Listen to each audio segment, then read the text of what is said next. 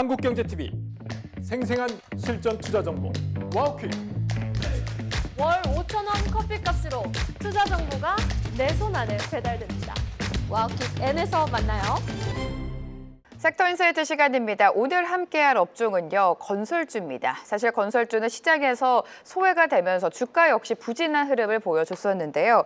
건설업종의 불황이 이어지고 있음을 통계를 통해서도 확인이 되고 있습니다. 좀처럼 해소 기미가 보이지 않는 불황 속에서 건설업종 내년도에는 도대체 어떤 투자 전략으로 대응을 하면 좋을지 전문가의 도움 받아보도록 하겠습니다. 박세라 신영증권 연구원 모셨습니다. 어서 오세요. 반갑습니다. 안녕하세요. 네, 건설업 불황이 좀 계속 이어지고 있는 양상입니다. 건설업 하면 우리가 부동산 대책도 좀 짚어봐야 될 것 같은데 10월 15일이었죠. 부동산 대책이 발표가 됐고 지금 한 달 반 정도 지났습니다. 대책 발표 이후에 서울의 집값, 부동산 가격은 좀 안정세를 보였나요? 어떻습니까?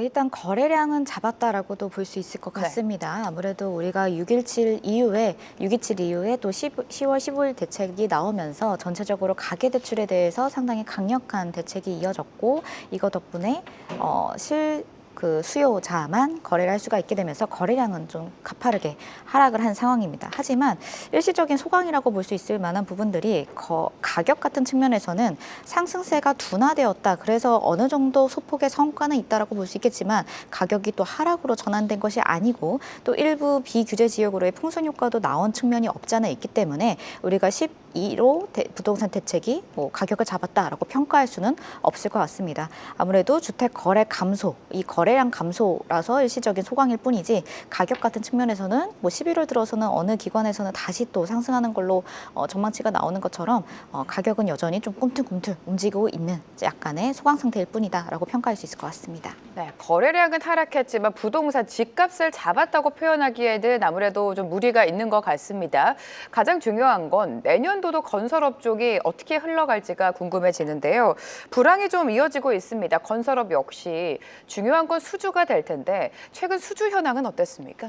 또 여기서 이제 체감 경기랑 좀 다를 수 있을 만한 부분이 수주는 또 증가를 했습니다. 이렇게 건설 경기가 안 좋은데 어떻게 건설 수주가 증가할 수 있겠느냐라고도 볼 수 있겠지만 저희가 2023년도가 워낙 안 좋았고요. 그래서 2023년도, 그리고 2024년도에 들어서 조금씩 회복을 하고 있었고 2025년도도 조금 성장을 했고 이 기조가 2026년도에도 이어질 것이라고 조금 보고 있습니다. 전체적으로는 올해 대비 내년도에는 한 4% 정도 증가한 숫자로는 230조 정도 시장이 될 것 같고요. 이렇게 시장이 증가하는 데에는 아마 내년도를 주도하는 가장 큰 부분은 공공 부분이 될 것이다. 이렇게 추정을 하고 있습니다. 현재 SOC 예산도 역대 최대 규모, 그리고 국토부 예산도 가장 큰 규모가 잡혔다라고 말을 하는 것처럼 내년에는 공공이 주도하는 시장의 수주 물량들이 좀 대규모 나오지 않을까라고 기대를 하고 있는 상황입니다. 이런 부분에서 특히 여러 가지 좀 지연이 되었던 토목건설 사업이라든지 아니면 지금 현재 LH나 여러 가지 정부 주도로 주택 공급 계획에 대한 기대감이 많기 때문에 이런 부분 가운데서의 공공 건축 부분에 대한 부분들도 전체적으로 내년도 시장을 이끌지 않을까 기대를 하고 있고요. 반면에 민간 같은 경우에서는 조금 제한적인 성장이 나오지 않을까, 성장 내지는 소폭의 둔화 아니면 보합 이런 정도로 좀 약세를 보이지 않을까 이렇게 전망을 하고 있습니다. 네, 수주가 이전보다는 좀 회복 수준에 접어들었다는 점을 강조해 주셨고요. 건설업계 국내보다는 아무래도 해외 수주에 집중할 수밖에 없는 상황인 것 같습니다. 해외 수주하면 여러 가지 모멘텀이 있겠지만 또 원전과 우리가 연결을 지어서 살펴볼 수가 있는데 해외 건설 수주는 현 시점에서 어느 정도 파악이 되고 있습니까? 네, 최근에 발표된 해외 건설협회 통계 집계 기준으로요. 10월 누적으로 현재 약 430억 달러 저희가 수주를 했습니다. 상당히 큰 금액을 수주를 했다라고 보시면 될 것 같고요. 저희가 연초에 올해 우리가 500억 달러 수주하겠다라고 목표치를 세운 바 있었는데 현재 이 속도대로 간다고 하면은 500억 달러는 충분히 수주할 수 있지 않을까. 전년 대비해서 거의 50% 이상 증가한 상당히 호조세를 보이고 있다라고 보시면 될 것 같습니다. 이 근본적인 가장 주도했던 부분은 확실히 원전이었다 평가를 할 수 있을 것 같고요. 올해 체코의 원전 발주가 나왔기 때문에 이 부분이 전체 해외 수주를 이끌었다라고 보실 수 있을 것 같습니다. 다만 올해 워낙 큰 규모의 건이 나왔기 때문에 내년에도 물론 우리가 원전 테마가 수그러든 것이 아니고 여전히 수주 경쟁력은 가지고 있습니다만 언제 수주가 찍히느냐 또 이런 시점 때문에 약간의 기저 효과 등이 발생할 수는 있습니다. 역기저 효과가. 그런 부분에서 내년도에는 이 500억 달러 수치 자체를 달성하기 좀 어려울 수 있겠다. 소폭 하락할 예정이다라고 볼 수 있습니다. 그렇지만 최근에서도 뭐 미국 에너지부에서 SMR에 대해서 뭐 예산 추가 편성 이런 뉴스들이 계속 나오는 것처럼 주도적으로 원전에 대한 부분들 그리고 SMR 관련된 에너지 관련된 부분에 대한 투자가 내년에도 이어질 것이라고 보고 있기 때문에 시장의 테마로서의 원전 그리고 그거 관련된 여러 가지 수주 파이프라인들은 여전히 긍정적이다. 네. 이렇게 확인할 수 있을 것 같습니다. 네, 건설주를 바라볼 때 수주 모멘텀 당연히 체크를 해야 되는데 해외 시장에서 원전 관련 모멘텀이 살아있는지 종목별로 잘 선별을 해야 될 것 같습니다. 종목별 하나씩 분석을 해드리도록 하죠. 건설하면 현대건설 가장 먼저 봐야 되겠죠. 현대건설 수주가 굉장히 좋았습니다. 업계 최초로 연간 도시정비 수주액이 10조 원을 돌파를 했다고 합니다. 도시정비 시장 규모가 지금 확대되고 있고 거기서 많은 수주를 따낸 것 같은데 현대건설 좀 짚어주실까요? 네, 현대건설이 지금 뭐 앞서 말씀드린 원전 관련해서도 상당히 유명한 그 대표 건설로 볼 수 있겠지만 사실 국내 수주가 상당히 좋았습니다. 네. 특히 정비 사업에서 지금 다른 어느 건설사보다도 상당히 많은 수주고를 올렸는데요. 여기에는 현대건설의 주택사업부가 DH라는 브랜드 출시 이후로 국내에 상당히 적극적으로 진출을 한 그 내력도 있을 것이고 무엇보다 국내 정비 사업이 올해 발주된 것들이 상당히 서울의 핵심 입지로 상당히 규모가 큰 사업장들 대부분이었습니다. 그렇다 보니까 재무 능력이 뛰어나고 그리고 이런 자금 조달 능력 그리고 시공 능력이 풍부하게 갖춰준 탑티어급 건설사에게만 또 수주가 몰린 그런 경향이 있다라고 보실 수 있을 것 같습니다. 근데 현재 상위 건설사라고 하더라도 이런 재무적인 능력이나 이런 것들이 다 받쳐주고 있는 건 아니기 때문에 아무래도 탑 1등, 2등이라고 볼 수 있는 현대건설 그리고 뭐 삼성물산과 같은 그런 상위 기업들한테도 더더욱 물량이 쏟아지고 있는 상황이다라고 보시면 될 것 같습니다. 이런 현상들이 또 내년에도 좀 유지가 될 것이다라고 보고 있는데요. 지금 전반적으로 내년에 전국의 입주 물량들이 급격하게 감소하고 있는 상황이기 때문에 공급 물량이 축소가 되면서 기존에 있던 정비 사업장들의 사업성이 좀 개선되는 효과가 있습니다.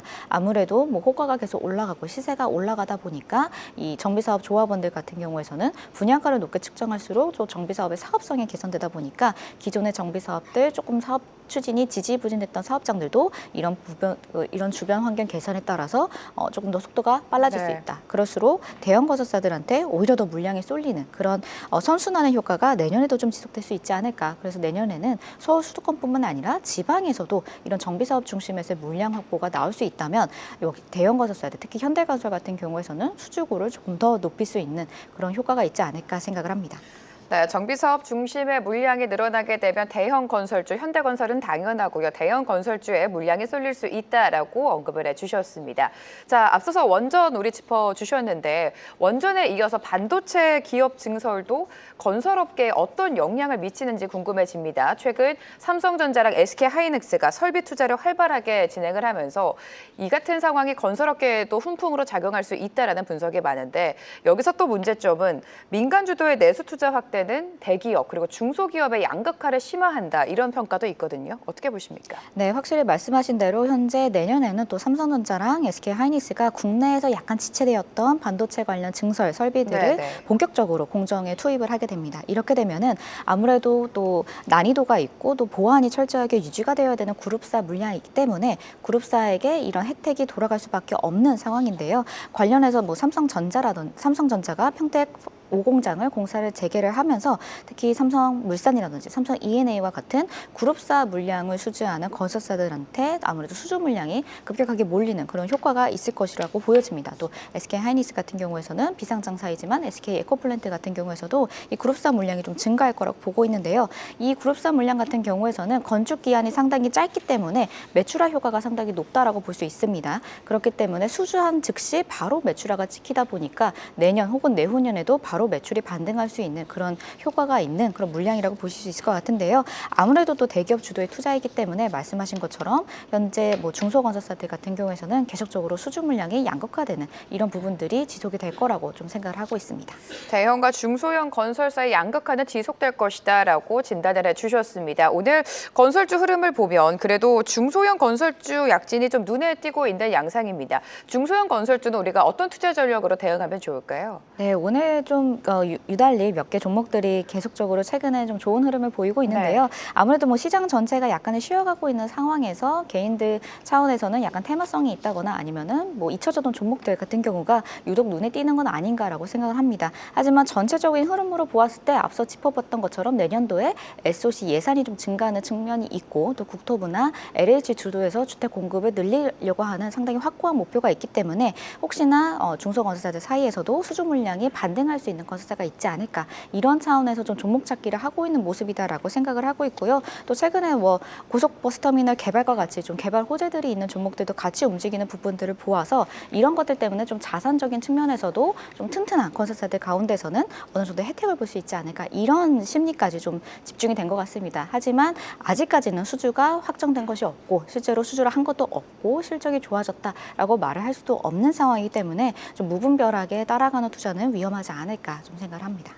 네, 그렇게 된다면 결국에 실적에 또 우리가 초점을 맞춰야 될 것 같습니다. 주요 건설사들은 3분기 실적 턴어라운드를 보여줬죠. 3분기 실적 양호하게 흘러갔는데 내년도 그리고 또 4분기 실적은 어떻게 예상을 하는지 궁금해집니다. 네, 일단 4분기 같은 경우에서는 저희가 3분기까지 건설사들의 실적 턴어라운드가 굉장히 좋았던 모습이 이어졌거든요. 그래서 4분기에도 우리가 크게 우려하는 비용 이슈보다는 전반적으로 완만하게 전년도보다는 실적이 좋아지는 상황으로 흐름이 좀 이어지지 않을까 생각을 하고 있습니다. 다만 이 부분에서 이제 내년도 전망을 할 때 중요했던 부분들이 저희가 올해 수주가 약간 뭐 크게 성장했다고 보기는 좀 어려웠던 상황이기 때문에 내년도에는 매출의 성장이 과연 나올 수 있을 것인가에 대해서 조금 우려를 해야 되는 상황이지 않을까 싶습니다. 그래서 내년도에는 매출이 성장하지 않는다고 한다면 이익이 충분하게 받쳐줄 것인가 아니면 이익률이 더 개선될 수 있을 것인가 이런 부분들을 좀 봐야 될 것 같은데요.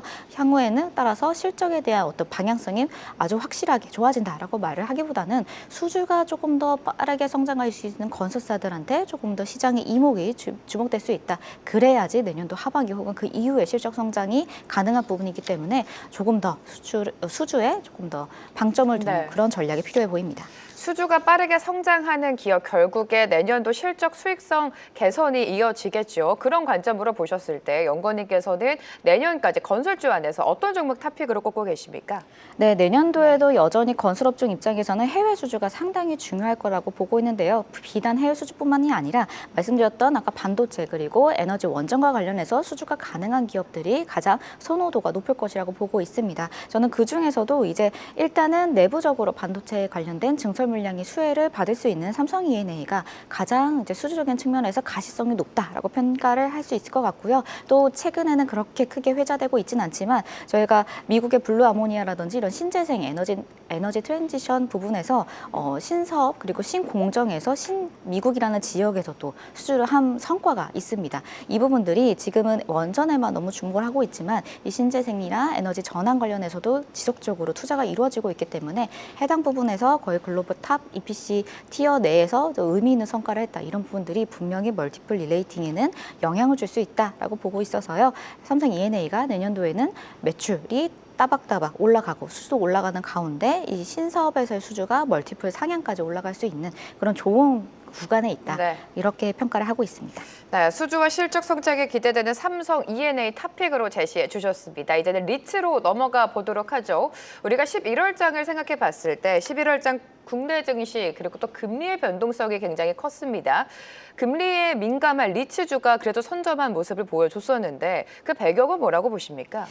네, 11월은 뭐 시장에서 채권이나 이런 거 잘 보신 분은 아시겠지만 금리, 시중금리가 상당히 급변했던 11월 한 달이었습니다. 하지만 리츠주는 상대적으로는 조금 완반한 그리고 그렇게 큰 움직임은 없었던 상황이라고 볼 수 있을 것 같은데요. 이거 같은 경우에서는 금리에 대한 민감도가 옛날보다는 조금 둔해졌다, 약해졌다라고 평가를 할 수 있을 것 같습니다. 이 이유에서는 저희가 금리가 급격하게 상승하던 시기에 리파이낸싱 시기가 도래를 하면서 이자 비용이 급격하게 증가를 했던 그런 경험이 있었는데요. 이제는 오히려 높아졌던 가주평가 평균 조달 금리가 이번에 최근에 리파이낸싱 하면서 계속적으로 낮아지는 흐름이었습니다. 따라서 11월 한 달에 시중금리가 잠깐 반등을 했음에도 불구하고 이미 본인들이 조달하고 있는 금리보다는 리파이낸싱 할 시에는 조금 더 낮아지는 효과가 있기 때문에 이럼에도 불구하고 얘네들은 금리 이자 비용이 계속적으로 낮아지는 추세에는 영향이 없구나라는 거를 시장에서 좀 인지를 했던 것 같고요. 또 워낙 또 연말로 갈수록 배당주에 대한 관심도 높아지기 때문에 리츠가 또 대표적인 배당주이기도 해서 시장에서 투자자들이 이 부분에 대해서는 조금 더 견고한 좀 신뢰도를 보였다라고 평가를 하고 있습니다. 네, 리츠와 관련해서는 이 부분도 좀 체크를 해봐야 될 것 같습니다. 내년부터 정부의 배당소득 분리과세가 좀 변경이 되는데 그 대상에서 리츠가 제외가 됐습니다. 그 이유는 뭘까요? 네, 이미 리츠는 사실은 배당소득 분리과세를 받고 있는 상태이긴 한데요. 저희가 일몰이 예정이 되어 있습니다. 2026년도까지로 좀 일몰이 예정이 되어 있고 사실은 좀 실효성이 떨어집니다. 5천만 원 한도로만 투자를 해야 되고 3년 이상 투자를 해야 되고 또 투자를 할 때마다 증권사에게 방문을 하거나 전화를 해서 분리과세 신청을 해야 되는 상당히 까다로운 좀 절차상의 문제가 있었기 때문에 저희 리츠 업계에서는 계속적으로 제도 개선을 요구하고 있던 상황이었는데요. 만약에 배당소득 분리과세가 밸류업 기업에만 적용이 되고 리츠는 기존의 제도가 그대로 유지가 된다고 한다면은 아무래도 투자자들 입장에서는 좀 불필요한 이런 제도적인 번거로움 없이 밸류업 기업으로 또 투자를 할 수 있는 부분들이 있기 때문에 이 리츠 입장에서는 배당을 노리고 투자하시는 분들 입장에서 좀 수요가 분산될 수밖에 없는 그런 안 좋은 점이 있지 않을까 저희는 좀 우려를 하고 있습니다. 물론 배당 수익률이 저희가 연 평균 7%로 다른 기업들 대비 높은 상황이긴 한데요. 이 세후 수익률이 달라질 수 있는 부분들이기 때문에 리츠 입장에서는 해당 부분이 아무래도 좀 부정적인 이슈이지 않을까라고 보고 있습니다. 그래서 리츠 업계 전반적으로는 이 부분에 대해서 긴급 검토에 좀 대상이 된다라고 저희가 꾸준하게 좀 얘기를 하고 있고 계속적으로 정부와 협의를 좀 진행을 하고 있는 상황이다라고 보고 있습니다. 네, 리츠까지 자세한 분석 도와주셨습니다. 박세라 신영증권 연구원과 오늘 함께했습니다. 고맙습니다. 계속해서 다양한 경제 이슈를 알고 싶다면 구독과 좋아요, 알림 설정 부탁드립니다. AI 캐스터 권미정이었습니다.